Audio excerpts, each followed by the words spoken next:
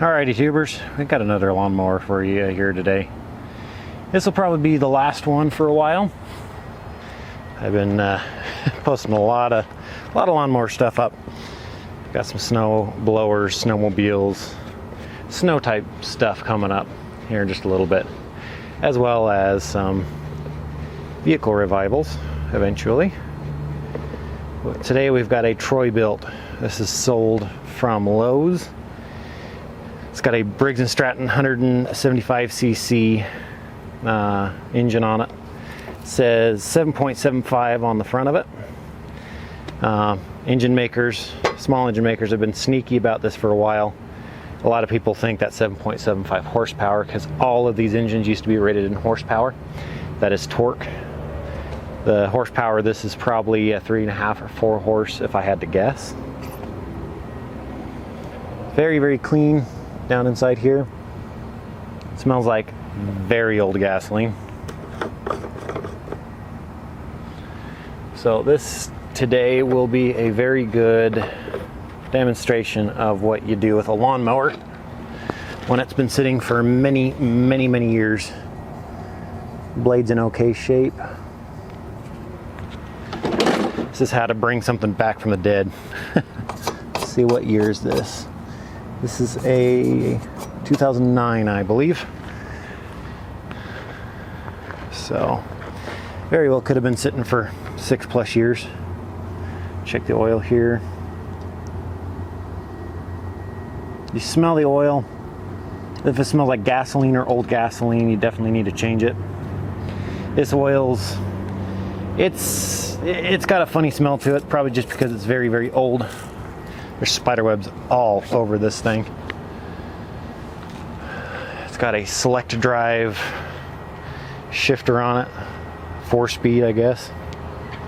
Let's go ahead and try pulling it over here. Feels locked up. There we go.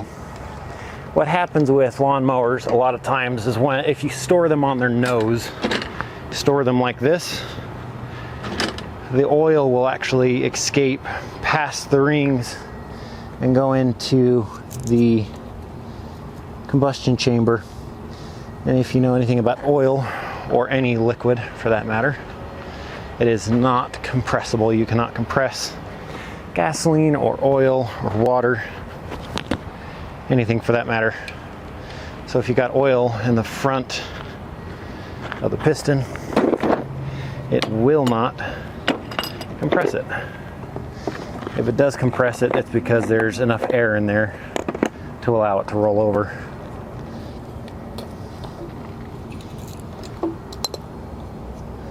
The Champion.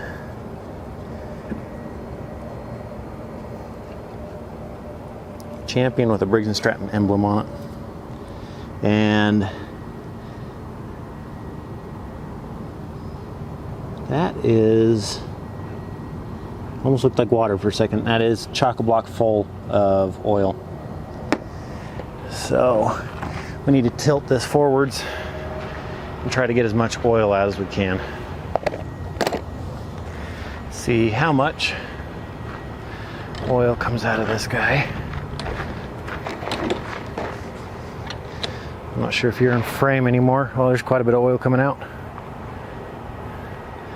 Yeah, you may not be in frame anymore. Probably full ounce of oil came out. Turning it over now. Try to get everything out of there. Have the engine kind of help itself. On the back of the engine, as I'm looking at it here, it says build date 0109, so it is definitely a 2009. All right, all the oil was drained out of there. Yeah, you couldn't see it. I apologize. Good amount of oil come out of there though. Next thing we're gonna do is clean that spark plug off. Just a little bit of carburetor cleaner. I actually need to go buy some more. Buy this stuff by the box because I go through it.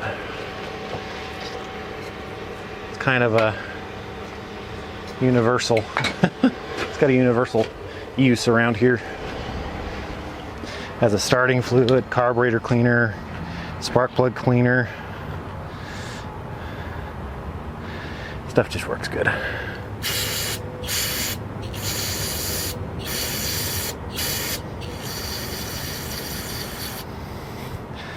All right, it's pretty clean. Just looking at it closely here. I'm gonna go ahead and slide it back in there.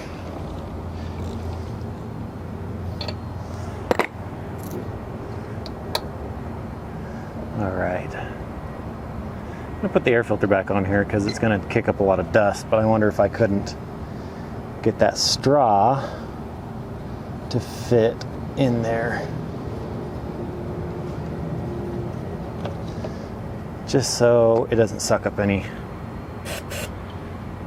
garbage. All right. Let's see if it kicks over. Might help if I move that rag. I'd rather not have a shredded rag.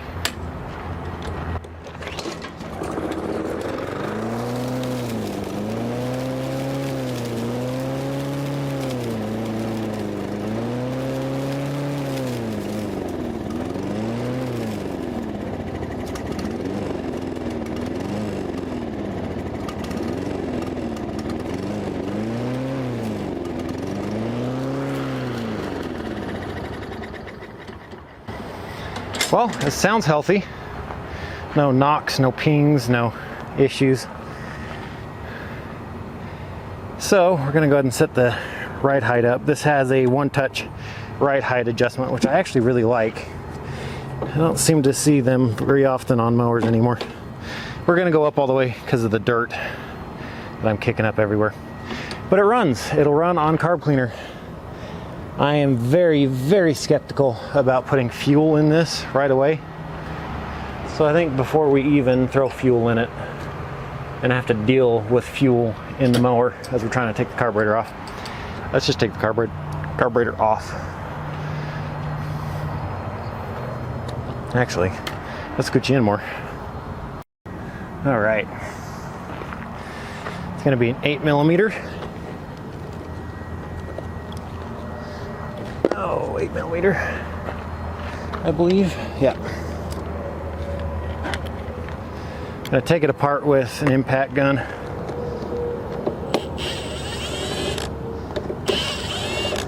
But we will not necessarily use that to reassemble. If we do, we'll turn the power way down on it. This is how you take the carburetor off one of these engines. Move the fuel line out of the way. There's a breather on the bottom side that'll just pull out. Breather's right there.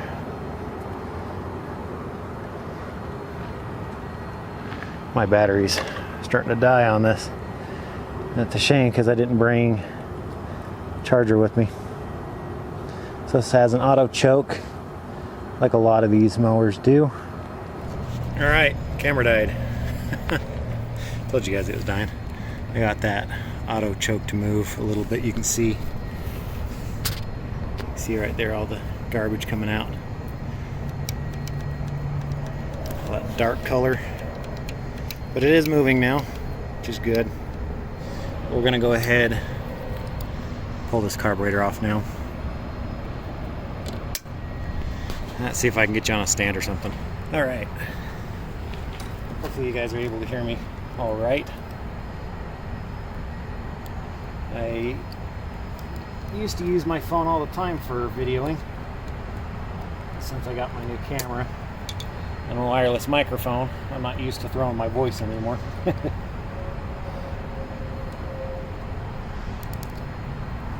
hopefully you can hear me all right.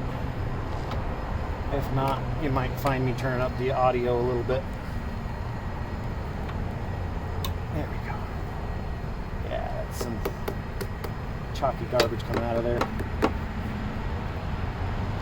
These fuel lines I'd probably buy directly from Briggs & Stratton or a third-party company, just because of that turn. You may have an issue if you replace that fuel line with just a regular piece of fuel line, cutting off circulation. It's going to be another 8mm in there.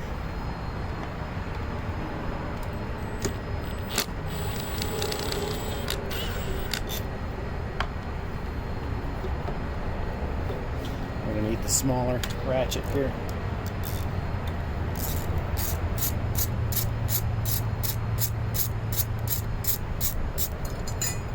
Alright.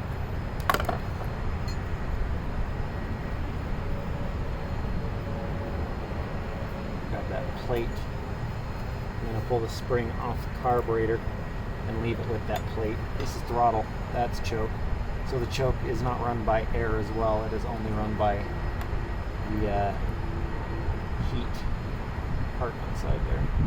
Can't remember what it's, thermistor. So, there's your carburetor. Let's go clean it real quick. Alright, we're going to start off by pulling the bottom off here. It's a 13mm. Ooh, that was gummy. Yeah, I'm glad we didn't try starting this. It would not have run. It's just the way that feels, it's coming out.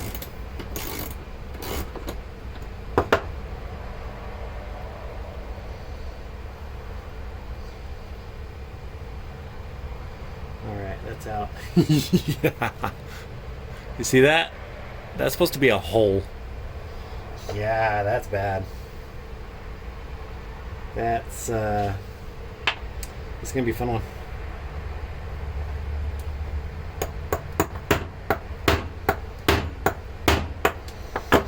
Trying to knock it off without bending up the bottom of the bowl. There we go. Yeah, look at that. Look at that fuel in there. Smells like ancient fuel as well. Too bad you guys don't have smell-o-vision. Did you know once upon a time there was actually a person creating smell-o-vision? I think he went public with it, but it flopped. Never went anywhere. Just a random factoid for you guys.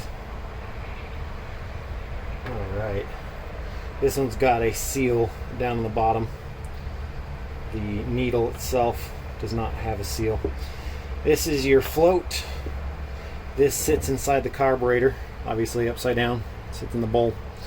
Unlike your toilet, when the bowl fills up with fuel, it'll actually push this needle into a seat, stopping the fuel flow. All of this needs to be clean. I'm going to throw everything in some chem dip here as I'm still disassembling and cleaning. It'll help speed up the cleaning process for us. May even have to leave it in here overnight, depending on how bad this all is. See if I can gently pull this rubber gasket off, because rubber gaskets do not like cleaner of any sort. It's including carb cleaner, B12 chem tool, or chem dip. B12 chem tool is the stuff that I use to throw in after a carburetor cleaning. It helps get everything clean.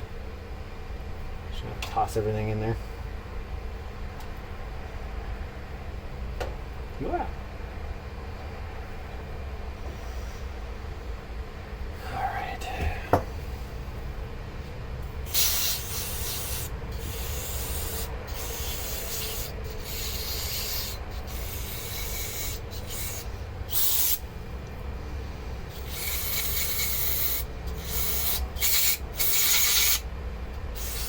I wonder if that throttle, yeah, the throttle's stuck too.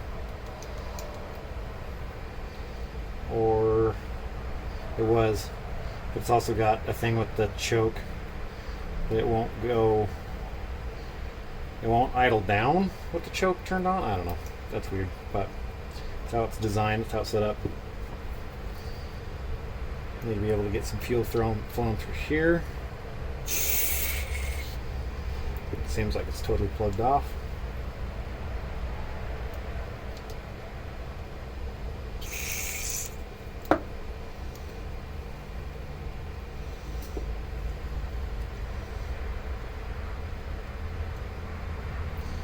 shaky today.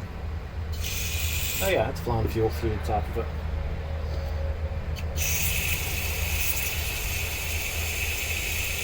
It's what the carburetor pulls the fuel through to go to the top. It's not a jet. It's just a passage.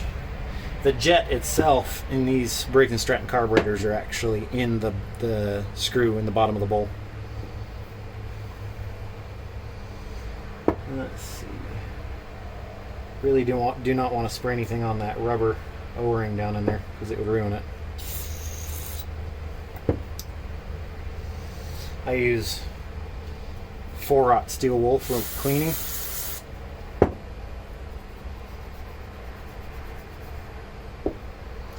It's been a while since I've seen a really, really dirty carburetor.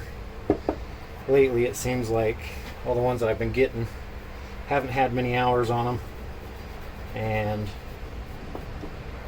I've been able to just kind of pull apart, spray out, unplug small little jets and put them back together and they're fine. This one needs a pretty deep cleaning.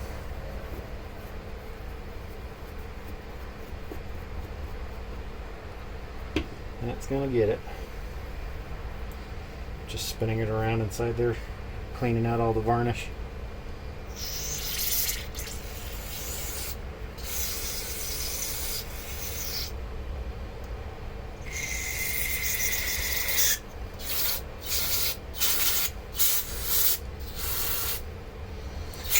Usually don't care what the outside of the carburetor looks like. Doesn't matter too much, the functionality of the carburetor. There are passages here as well that need to be cleared. Make sure you have your safety eyes. Not your safety squints. Make sure you have your actual safety glasses on. Something to cover your eyes when you're cleaning with a pressurized can like that. I'm going to use a bristle from a wire brush to poke down inside there, try to get it to unplug. There we go. It is unplugged now. Bristle brushes are like one of the best things that you can use for cleaning jets. As you can see now, the passage sprays through. Alright. Probably shouldn't spray it on that radiator hose that I had to import. It's fun getting parts for a French car in the States. It's a bit of a hint to you guys that are watching through. I'm gonna turn my can. Let's see. Actually, I'm gonna grab an empty can. It'll act just like compressed air.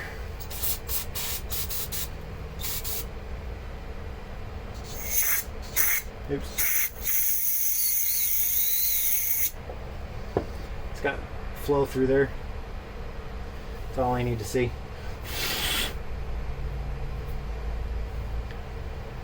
It's got flow through here, so we'll be able to get fuel in the carburetor. Alright, that's pretty satisfactorily clean. Let's move on to the rest of the carburetor. Let's see, let me tilt you up here a little bit. Actually using my nice camera as a camera stand. It's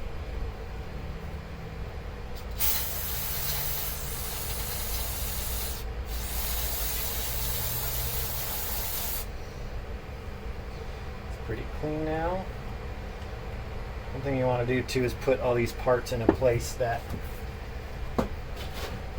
isn't going to allow dust on the parts, because if you have any dust go into the carburetor or grime or whatever you sit it down into, there's a good chance that you're going to plug up the carburetor again, or plug up a jet or whatever. I'm going to go after the nasty one now. I see it's already gotten a little clean from sitting in there. Doesn't take long sitting in that stuff. Now you might be saying, well, there's a gasket on that, shouldn't you take that off? I can. This is a paper gasket and it's less reactive to planers. Gonna go ahead and poke that through. That's the jet itself. Poke through that with the wire brush. Swirl it around. Kind of stir up the crap. There's a hole in the bottom, right underneath the threads. It goes all the way through as well.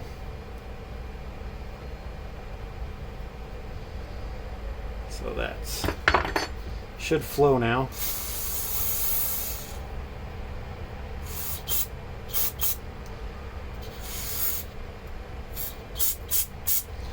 Will need to be cleaned further, but I'm going to dunk it back in here and take care of the bowl next. Cleaning these carburetors out really is not hard to do.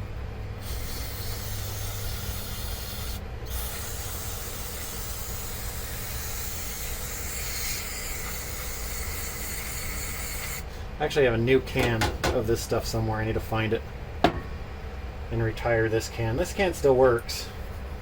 It's just, it's old. It needs to be retired. Using some 4-aught steel wool and carb cleaner to scrub out the varnish. I'm going to scrub along the edge that seals. If you don't have a sealed up carburetor, you got issues.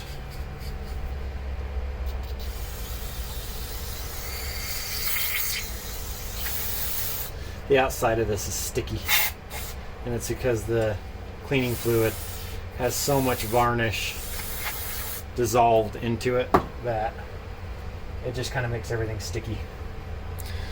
There's the inside of the bowl, nice and clean. I'll go ahead and pull that jet out now, finish it off.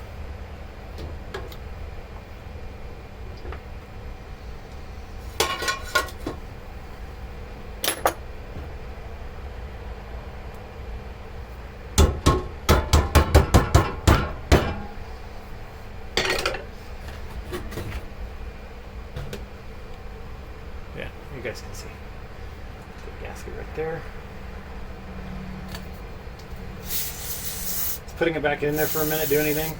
Probably not, but it doesn't hurt to throw it back in there and let it soak for just a smidge longer. You can also take the steel wool and sharpen it into a point and get down into the jet. But beyond the jet, inside, I'm sure there's a good amount of varnish. We're going to spray a lot of carb cleaner through it. It's flowing. It's more than half the battle. It's like the main battle. The only thing I worry about is fresh fuel getting that to flow and not running it enough or something and it getting plugged in there. Now I'm only doing bursts because it's going to clean just as much as going just straight on. What we're wanting to do is move it. Let it soak for a second, spray it away. Move it, let it soak for a second, spray it away. I'm going to call that clean. Stuff that's in the top there is not varnish, it's like actually stained the brass. The pink color is actually this cleaning solution. It'll start turning things pink, oddly enough. Alright, we're going to go ahead and reassemble here. The same thing, just in reverse. I'm going to put a little Marvel Mist Oil on this old gasket. Really, this gasket should be changed. I don't have one on hand right now. If it leaks, I will go get a new one. In fact, I'll probably go get a couple new ones, just have one on hand. But I think we'll be able to get that to seal up, believe it or not. Set that guy in place. I put Marvel Mist Oil on it, just kind of rejuvenates the rubber just a little bit, not a ton, but oh, you know what? We don't have the needle. I believe the needle is still in the solution.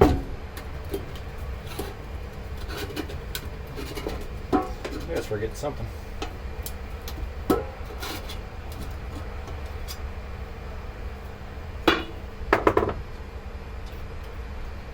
Yep. The needle and the rod that holds the float in. Definitely not reassembling the carburetor without those two. I mean, you can, but not going to get you anywhere.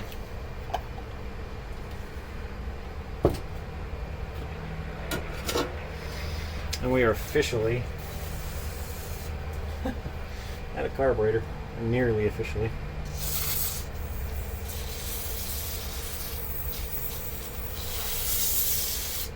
That's that out of that one. Blowing it off so there's no carb cleaner that goes in with it into that rubber seal. The thing is the needle seats, sometimes they'll actually swell up enough to where they'll, like a clogged artery, shut off, and sometimes they'll stay open but it'll change the float height, which looks like we may have done. Didn't think, trying not to get anything on there. Let's go ahead and just reassemble it anyways. Might be a chance though that we're going to need a new needle and seat. Depends on if it'll run on it. Sometimes the swelling will go down and sometimes not. Let's give it a whack, shall we?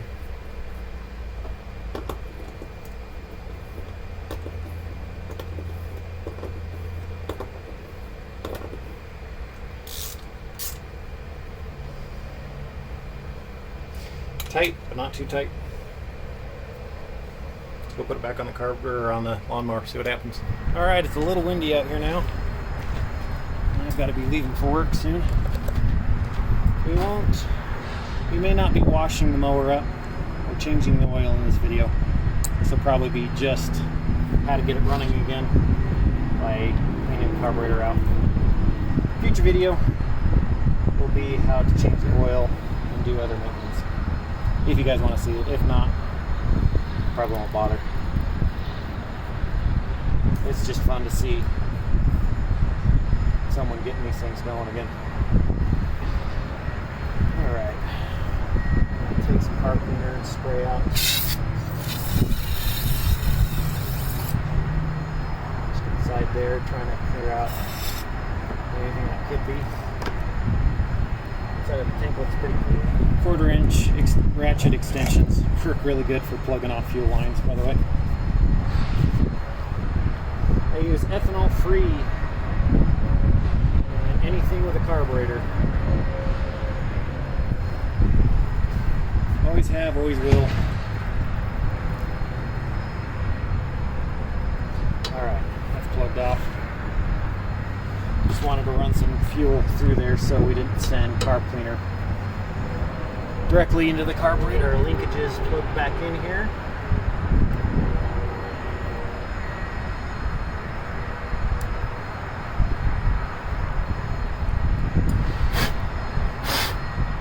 All the little spider webs and dust over everything is driving me crazy.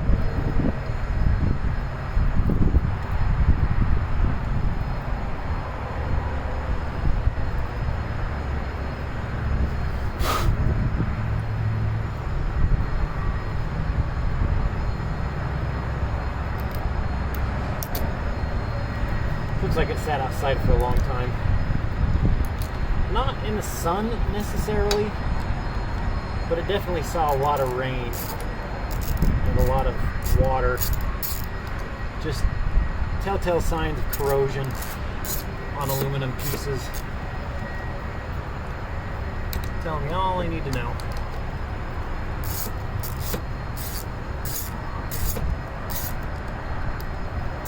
What do you think, guys? Do you think it'll run? Put your vote in the description below as we reassemble this lawnmower. fuel flow.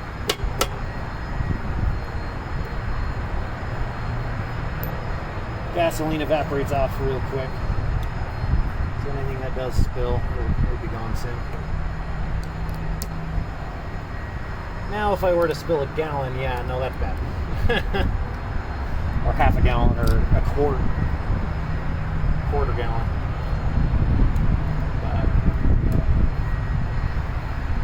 I don't think I'm going to put any more fuel in it. We'll try running it as it is. Let's put the air filter box back on here. Ooh, there's some nasty tar. See? Some nasty tar in the intake right there.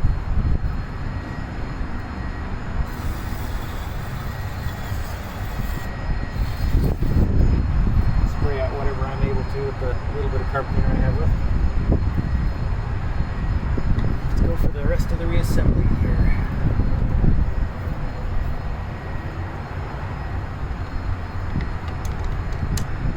Well, it's not spilling fuel out, which is a good sign. It's not spilling out of the carburetor. Got to make sure you get the breather tube on the back side plugged back in. If you don't, it won't filter your air very well.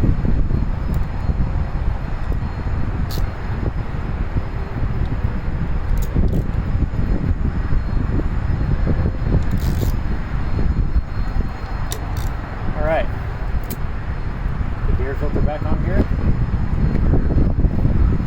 Let's see, just a little bit in there. Go for a helpful spray.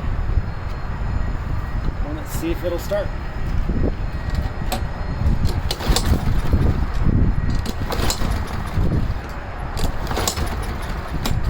There's a chance that the spark plug is fouled up with oil again.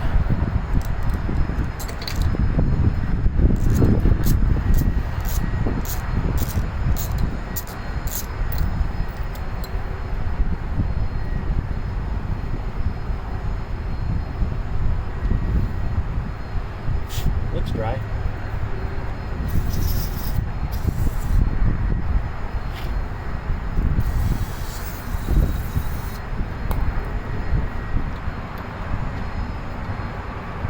In here and go for another start.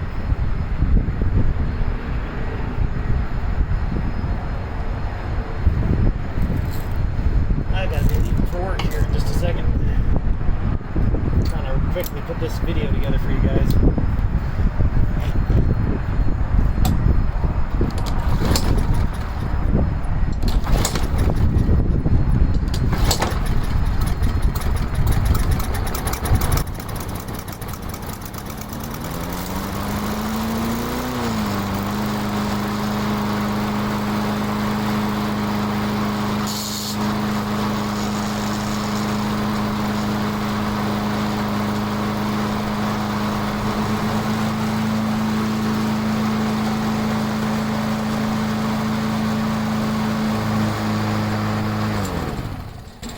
Well, I would say that's a screaming success. The smoke that you saw come out of the front, that's normal when you have an engine that's locked up on oil. You're going to get some oil burn off. It's got to burn off all the oil that's up in the front of the engine, but then it's also got to burn off all the oil that's in the muffler itself. So let's go ahead and do a start here. It's obviously not a cold start.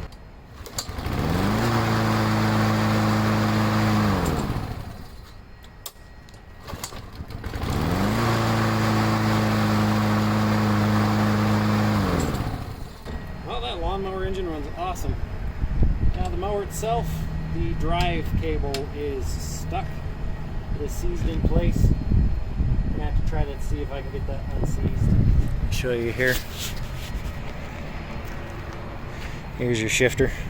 First, second, third, and fourth. But you can actually feel it return as well. So that's working. The drive is not moving. I've got a cable luber. I'll see if I can stick it on there and get it moving again. Yeah, no, that's definitely a success, guys. Hope you guys enjoyed. Sorry for kind of the quick video here. I've got like nothing in the on my computer to edit. I've got a lot of projects, but I've been working 50 to 60 hours a week on nights, so it's kind of hard to get down here and get stuff done before work. So hope you guys enjoyed. See you next time. Have a good one. Bye.